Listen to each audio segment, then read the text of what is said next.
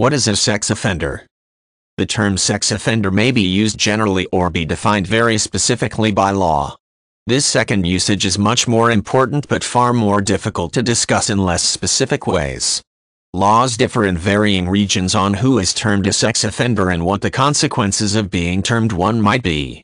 In a more general way, it can be said that this is a person convicted of a crime of a sexual nature, but not all crimes with a sexual component result in a person being considered a sex offender by regional laws.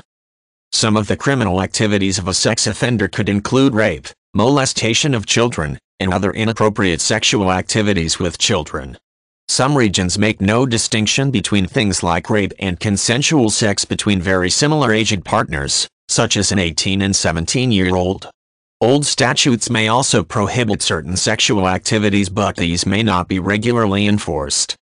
In most cases, grave instances of sexual offenses may mean people become labeled as sex offenders and then might have to have certain rights curtailed, even after serving any prison time.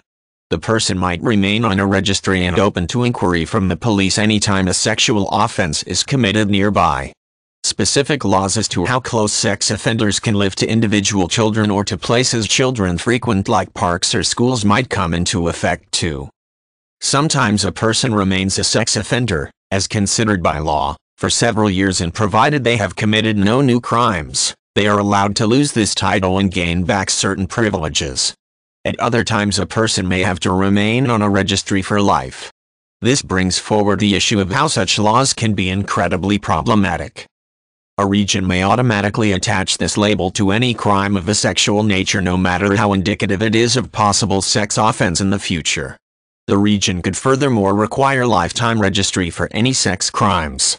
Returning to the example of statutory rape between a consenting boyfriend and girlfriend in their late teens, such laws can indeed sound extremely unreasonable.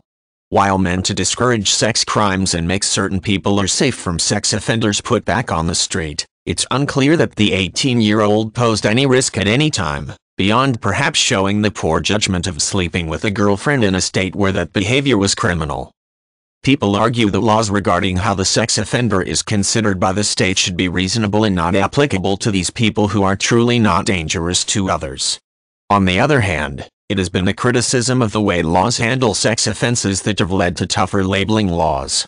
There are many nightmare examples of people, especially children and women, being injured by those who had formerly been jailed for sex offenses. To prevent crimes, many regions toughened registration and supervision laws.